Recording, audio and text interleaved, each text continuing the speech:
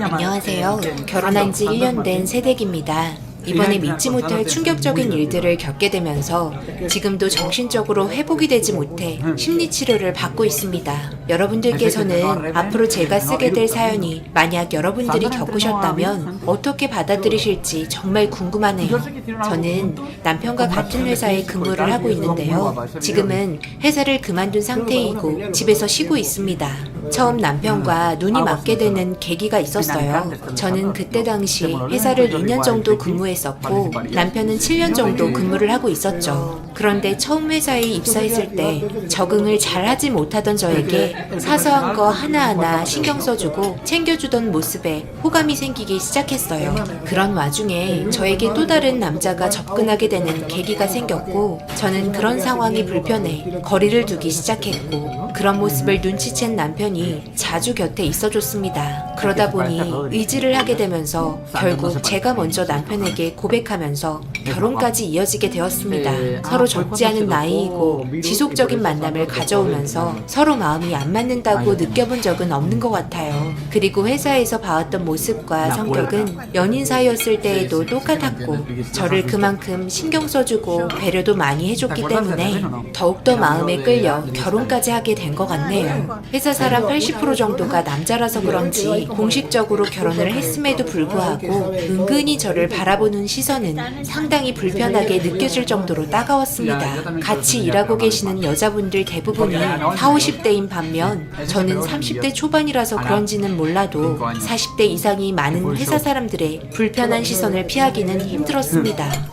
그리고 처음에 언급드렸던 접근하던 남자는 저희 남편이 없을 때마다 계속해서 저를 뚫어지게 쳐다봤고 그런 모습이 너무 불쾌하고 수치심이 느껴져 참다 못해 결국 감정 컨트롤을 할 수 없을 정도까지 화가 치밀어 오르기 시작했습니다. 이 남자는 저희 남편과 꽤 친한 사이였고 직책도 과장이고 남편은 대리였기 때문에 제가 그동안 참고 있었지만 참는 것도 한계가 있어서 많은 사람들 앞에서 시선 처리 똑바로 했으면 좋겠다고 울면서 그동안 느껴왔던 불편한 마음을 털어놨습니다. 당연히 당사자는 그런 거 아니다. 자기는 회사 일을 바쁘게 하고 있었는데 왜 그러는지 전혀 모르겠다며 오히려 저를 이상한 사람 취급하면서 분위기는 점점 안 좋아졌고 결국 대표님 귀에까지 들어가게 되면서 면담까지 이어지게 되었네요. 처음에는 발뺌하고 노골적으로 쳐다본 적 없다고 말했던 과장은 그제서야 미안했다고 사과를 하면서 제가 처음에 입사했을 때부터 마음에 들었지만 김대리와 결혼하면서 마음이 많이 아팠고 자신에게는 기회를 주지 않아서 많이 속상했다는 자기의 속마음을 꺼내며 아쉬운 마음을 내비쳤습니다. 같이 회사 밥을 먹고 있는 입장에서 솔직하게 자신의 마음을 털어놓은 과장의 말에 마지막 한 번은 넘어가 주기로 했고 다음에 또 이런 일이 발생할 경우 경찰에 신고한다고 하곤 상황을 마무리했습니다. 그때 이후로 한 번도 저와 눈이 마주치거나 불편하게 한 적은 없었습니다. 그렇게 시간이 흘렀고 남편과 저는 신혼집 정리가 모두 마무리되면서 회사 사람들 집들이 준비를 하는 도중에 남편과의 마찰이 처음으로 생기는 일이 발생되었는데 제 입장을 생각해주지 않아 많이 서운했습니다. 그렇다고 회사 사람들 모두 초대하는데 과장님만 쏙 빼고 모두들 초대할 수는 없잖아. 지금 당신에게 불편하게 하거나 그런 거 없다며 얼마나 상처를 받겠어. 당신 입장도 충분히 이해는 하지만 회사는 단체 생활이고 앞으로도 계속 봐야 하는 사람들인데 등 돌릴 필요도 없잖아. 나중에 분명 필요한 시점도 생길 거라고. 내 말 신중히 생각할 필요는 있다고 봐. 나는 과장님이 처음 입사했을 때부터 마음에 안 들었어. 너무 부담스러운 시선과 접근들에 얼마나 소름이 돋았는데 그때 경찰에 신고 안 한 것만으로도 감사하게 생각해야 하는 거야. 내가 그동안 얼마나 참아왔는지 알아? 그리고 자기가 잘못을 해서 일이 이렇게까지 된 건데 그런 부분 모두 감수해야 하는 거 아니야? 나는 신혼집에 발들이는 것조차 너무 싫어. 그런데 사람 일이라는 게 언제 어디서 도움을 받게 되는 상황이 생길지도 모르고 갑자기 기분이 나빠서 올바른 행동을 할지도 모른다고. 심각하게 말하는 남편의 말도 일리가 있었지만 한 공간에 있어야 한다는 게 정신적으로 너무 힘들었습니다. 회사가 큰 편은 아니라서 저희 집에 모두 수용이 되긴 하지만 과장님만큼은 집에 들어오라고 하기 싫었지만 결국 계속 한솥밥 먹어야 하는 식구이기 때문에 한 번뿐인 집들이 기분 좋게 끝내기로 하고 상황은 마무리되었네요. 그렇게 집들이 날 아침부터 분주하게 준비하고 있는데 시어머니께서 오셔서는 도와주겠다고 일손을 거들어 주셨습니다. 덕분에 모든 일이 순조롭게 끝이 났고 시어머니께서 집들이 날 모자란 음식 채워주시며 저와 함께 서빙까지 해주셨네요. 과장님의 행동이 거슬리거나 저에게 피해를 주진 않았습니다. 그렇게 저녁 늦게까지 술자리도 이어지면서 피곤하시다고 시어머니께서 잠시 안방에 들어가 누우셨고 모두 둘러앉아 이런저런 이야기를 하고 있는데 과장님께서 자리에 일어나시더니 먼저 가보겠다며 술도 많이 취해서 힘들다는 말과 함께 불편한 표정으로 집에서 쉬어야겠다면서 화장실 잠시 갔다 온다고 말을 하시곤 볼일 보고 인사 후 집으로 들어가셨습니다. 빠르게 움직이시는 바람에 기본적인 배움도 못 해드리긴 했지만 그것보다 별일 없었다는 거에 안도의 한숨을 내쉬었네요. 그리고 몇 시간 뒤 회사 사람들 모두 집으로 가셨고 거실에 펼쳐진 음식들과 널브러진 술병들을 보고 한숨을 내쉬며 남편과 함께 치우기 시작했습니다. 거실의 음식들을 치우는 소리에 시어머니께서 피곤한 얼굴로 힘들게 나오셨고 죄송스러운 마음에 정말 감사했다며 시어머니께 용돈 챙겨드렸습니다. 도와주신다고 하시는 거 저희가 치운다고 하곤 현관으로 배웅을 해드리려는데 시어머니께서 머뭇거리시길래 무슨 일이냐고 물어보니 저희 집에 들어올 수 있는 전자키가 없어졌다며 어디 떨어뜨린 것 같다고 주변을 두리번거리셨고 함께 찾아봤지만 결국 찾지 못했습니다. 집안 정리하다가 나올 수도 있으니 일단 저희가 가지고 있는 보조 전자키를 하나 다시 드렸고 시어머니께서는 집으로 돌아가셨네요. 분명 신발장 위에 있었다며 이상하게 생각하셨지만 집들이 하는 도중에 사람들 왔다 갔다 거리면서 어딘가 흘러갈 수도 있을 거라 생각해 빠르게 집안을 정리하고 이리저리 찾아봤지만 결국 찾지 못했습니다. 녹초가 된 저희는 바로 뻗어버렸고 다음날 일요일이었던 아침에 시어머니께서 저희가 자고 있는 사이 집에 들어오셔서 아침 해장을 준비해 주셨습니다. 저희 집과 시어머니 집이 5분 거리에 있기 때문에 저희가 회사에 출근할 때 이것저것 반찬 만들어 주시고 가기도 하셔서 저희가 신경 쓸 일들을 많이 줄여주시고 많은 도움 주셔서 정말 감사했습니다. 부엌에서 아침 준비하고 있는 소리에 저도 눈을 뜨고 시어머니와 아침 준비를 하면서 웃으며 이런저런 이야기를 하며 저는 남편을 깨웠으나 생각 없다며 더 자고 싶다고 칭얼거려 시어머니와 단둘이 아침을 먹었습니다. 매번 신경 써주시는 부분에 너무 감사했습니다. 현관 열쇠는 찾았니? 없어져서 어떡한다니. 미안하다. 괜찮아요. 저희는 전자키 안 쓰고 그냥 비밀번호 누르고 들어오니까요. 어머님께서 들어오실 때 전자키 사용하셨기 때문에 집 어딘가 틈에 들어갔을 수도 있고 아마 나중에 나올 수도 있어요. 어제는 너무 힘들어서 제대로 찾으려 하지도 않았고요. 벤슬에 미안해하시는 시어머니 마음 풀어드리려 괜찮다며 남편 일어나면 밖에 나가 바람 좀 쐬러 가자고 웃으면서 대화를 이어나갔습니다. 시어머니와 대화하다 보면 하루가 어떻게 지나갔는지도 모를 정도로 성격이 잘 맞습니다.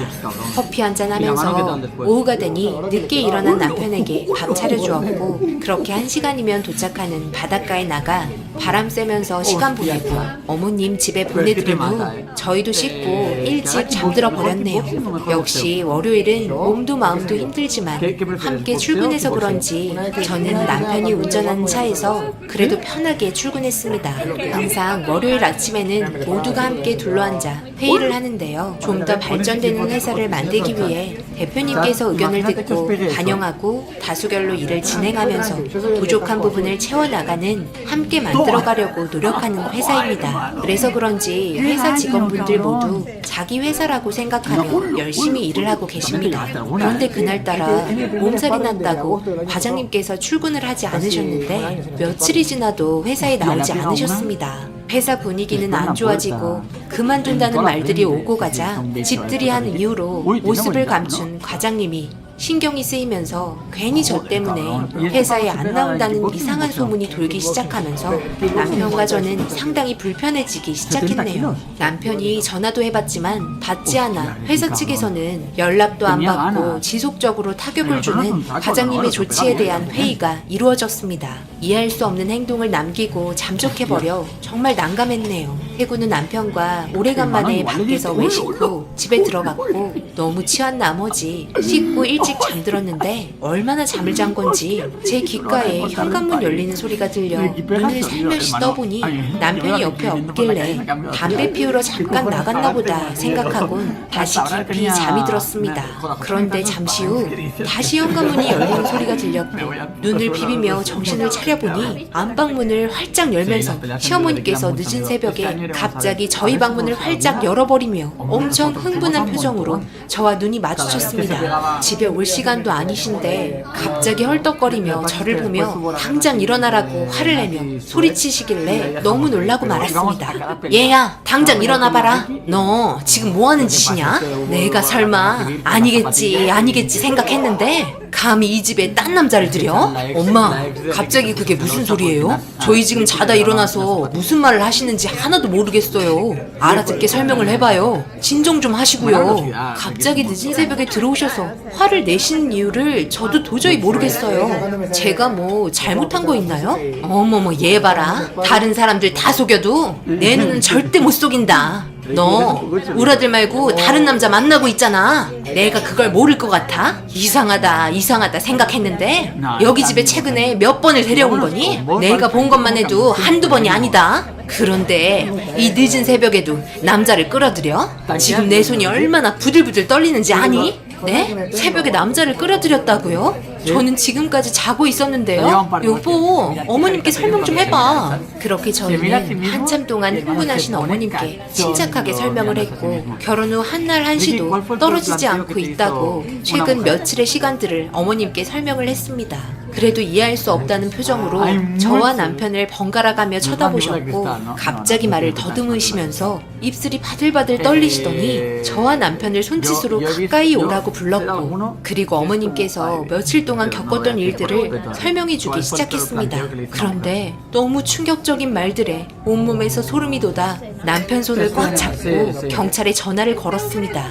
내가 요 며칠간 너희가 출근 후 집안 빨래며 음식이며 이것저것 정리해주고 있는데 이상하게 내가 잠시 장을 봐서 다시 들어오거나 하면 정리해둔 물건 위치가 조금 틀어지거나 냉장고 음식 뚜껑이 잘 안 닫혀 있거나 아니면 물을 먹었던 컵이 싱크대에 있거나 이런 흔적들이 있어서 이상하게 생각을 하고 있었단다. 그런데 컵에 세아가 립스틱 자국이 있길래 나는 세아기가 잠시 회사에서 집에 왔다가 다시 나간 줄 알았지. 그런데 한 번도 마주친 적도 없었고 희한하게 정리해둔 물건들이 헝클어져 있기도 하면서 무언가 이상하다고 느끼고 있는데 어제 너희 출근하고 점심 먹고 집에 들어와 정리하고 있는 도중에 식탁에 한 번도 본 적 없는 손수건이 놓여있길래 이상해서 보니까 너희 회사 이름이 적혀있는 손수건에 누군가의 이름이 적혀 있었어.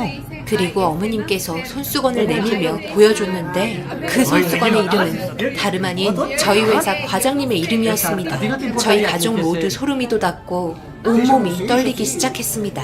어머님께서는 이 손수건 때문에 도저히 잠을 잘 수 없어 늦은 새벽 찾아왔는데 저희 계단에 불이 켜지면서 어떤 남자가 들어가는 걸 봤다며 기다려봐도 나오는 건 확인하지 못해 제가 바람 피우고 있는 줄 알았다며 충격적인 어머님의 말에 남편은 베란다에서 야구 방망이를 꺼내면서 경찰서에 전화를 했습니다. 누군가 저희 집에 지금 몰래 들어온 것 같다며 빨리 와달라고 조용하게 도움을 요청하면서 저와 어머님을 한쪽 구석에 몰았습니다. 그리고 숨을 만한 곳들은 다 찾아봤지만 아무도 없었고 마지막으로 닫혀있는 안방을 둘러보려고 문을 열어 이리저리 장롱과 커튼 뒤 숨을 만한 곳은 전부 뒤져봤는데 보이지 않았습니다. 밝은 안방을 어머님과 둘이서 멀리서 보고 있는데 너무나 충격적인 장면에 비명을 지르고 말았습니다.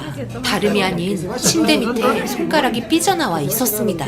침대 밑에 있던 남자는 놀랐는지 빠르게 손가락을 침대 밑으로 숨겼고 그걸 본 저와 시어머니는 누군가가 숨어 있다는 걸 확실하게 알 수 있었습니다. 저는 남편에게 가지 말라며 손짓하면서 거실로 다시 불렀습니다. 그리고 몇 분 지나지 않아 경찰분들이 들어와 숨어있는 의문의 남자가 있는 곳을 가리켰고 침대 커버를 들추니 얼굴을 가린 채 등을 보이고 웅크리고 있었습니다. 너무 놀라 저는 털썩 주저앉고 말았습니다.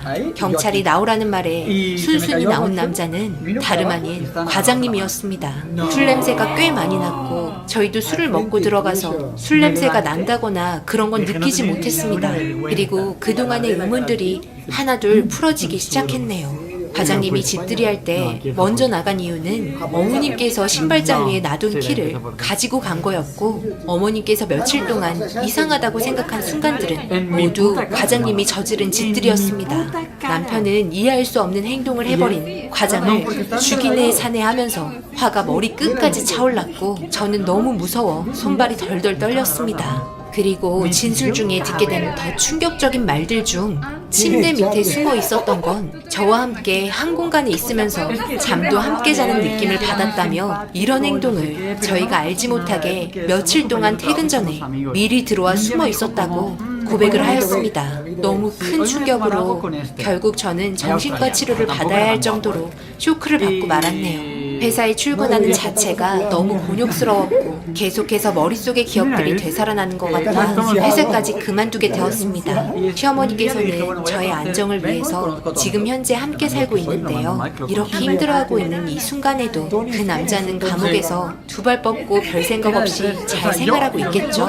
저에게 미안하다는 말 한마디 없이 그저 자기에게는 한 번도 기회를 주지 않았다며 서운했다고 오히려 저한테 분노하고 있었습니다.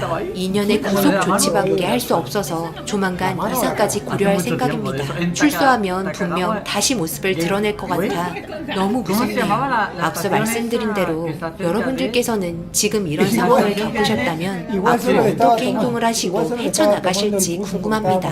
많은 분들께서 이사부터 하라고 하지만 그런다고 과연 출소하고 찾지 못할까요? 제 상황을 잘 헤쳐나갈 수 있는 방법 좀 알려주시면 정말 감사하겠습니다. 하루하루 사는 게 너무 무섭고 두렵네요. 침대 프레임도 빼버렸습니다. 제 사연 읽어주신 분들 도움 부탁드립니다.